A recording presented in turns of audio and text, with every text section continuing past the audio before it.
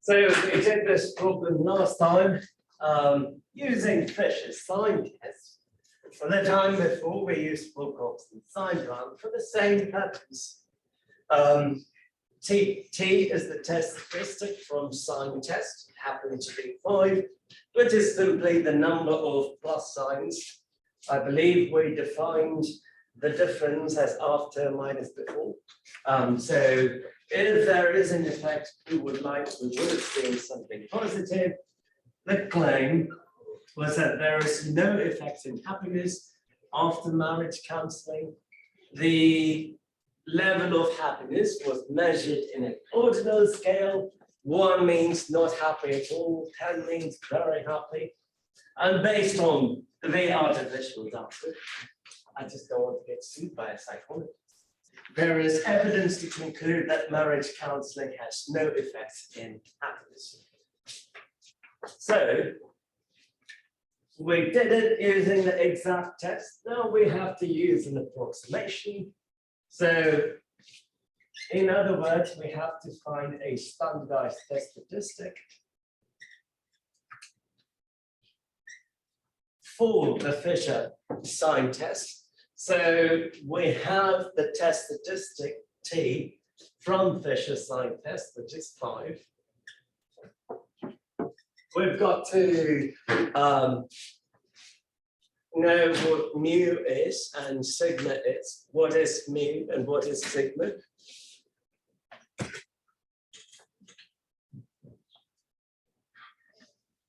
Goes back to a binomial distribution. Mu is n over 2. NP, right? The null distribution is binomial with probability 1/2. So n times 1/2, n over 2.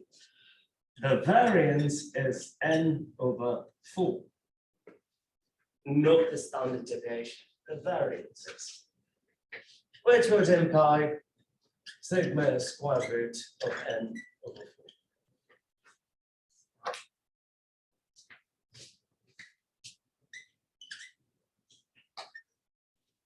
Mean is full.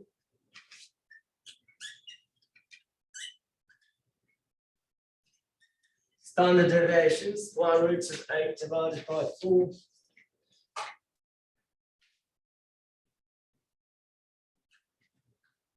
Approximately square root of 2, approximately 1.44. So we have the mean, we have the standard deviation. So the standardized test statistic is 5 minus 4 divided by 1.414.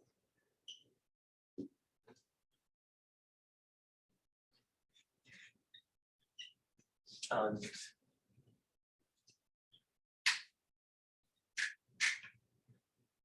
approximately 0.71707. Good. Now, I believe we did a two-tailed test last time. So we are going to do a two-tailed test today. Well, so the distribution of a small sample, Fisher sign test statistic, binomial, NP, P is 1/2, and number of observations. What is the distribution of the standardized test statistic? Normal, specifically standard normal.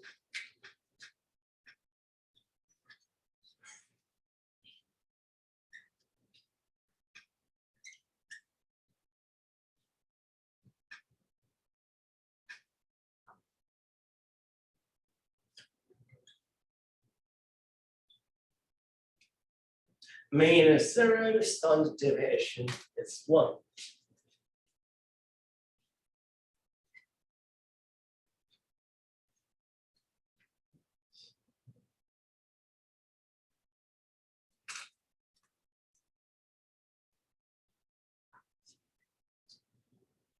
The alpha that we used last time, was it 0.1 or 0.5?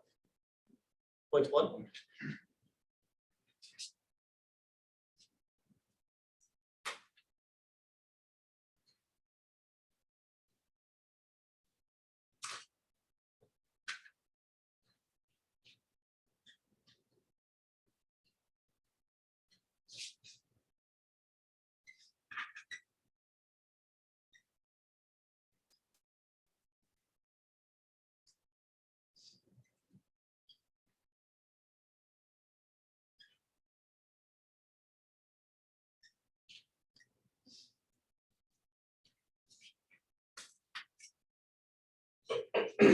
So that is the rejection region greater than z sub alpha over 2.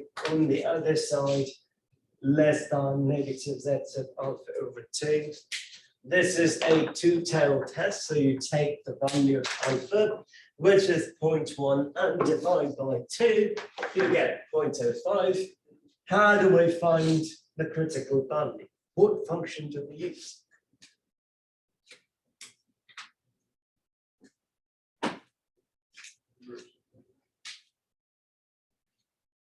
Bell curve, critical value, inverse norm.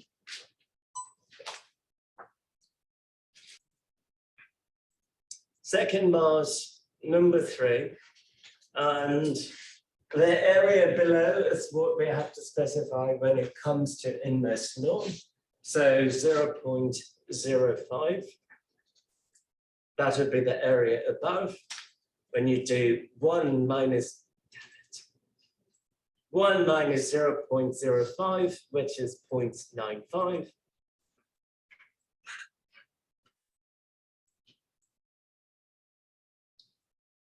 You will get the critical value on the right hand side. Had you done simply 0.05 directly, you would have gotten negative 1.645.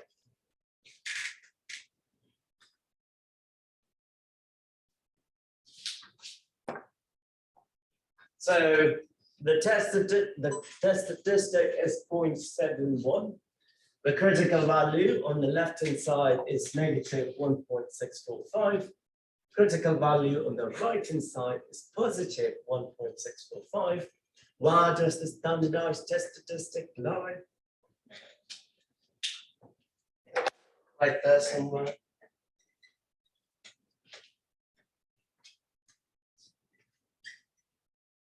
Should we reject the null?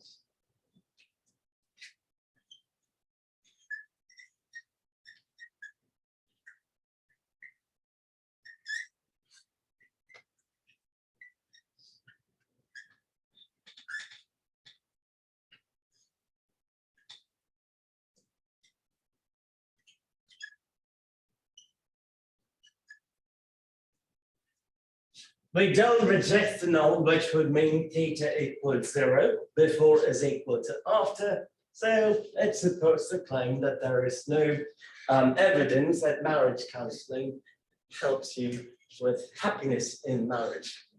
Does that make sense? Same as before. The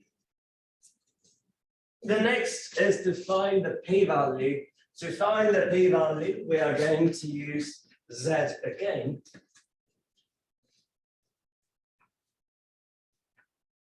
Since this is a two-tailed test, how do we define the p-value?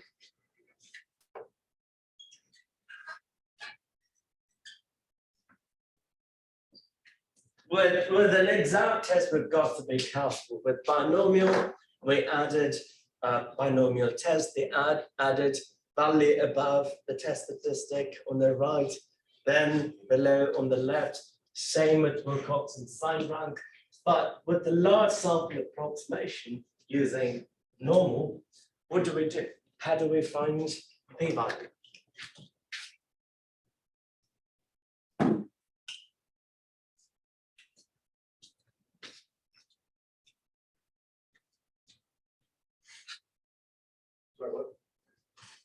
How do we find the p-value?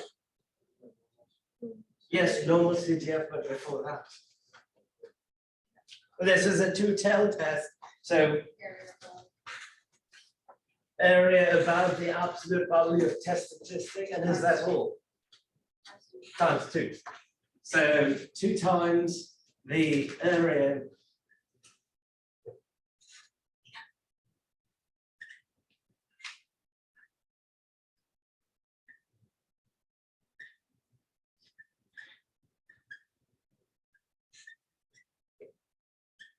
about the absolute value of the test statistic. The test statistic is 0.71. So what is the absolute value of 0.71? Still 0.71. And we have to use normal CDF to find the p-value.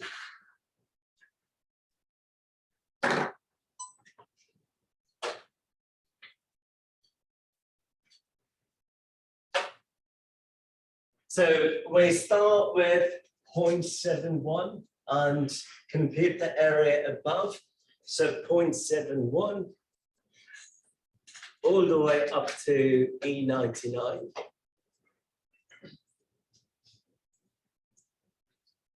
Mean is 0, standard deviation is 1, and enter.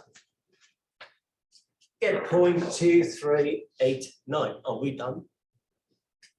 No, you've got to multiply it by 2 because it is a two-step test.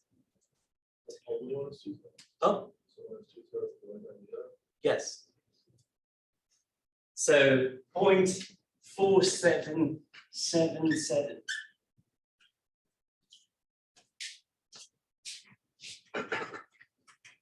Is that bigger than 0.1, the alpha that we have? Yes. Since p-value is greater than alpha, same conclusion, do not reject null. If you ignore the test results and you chose to reject the null and conclude that cancelling has an effect on marital bliss, then probability that you'll be wrong is 47.77%. That is a bit too much. Good. What was the p-value with the exact test?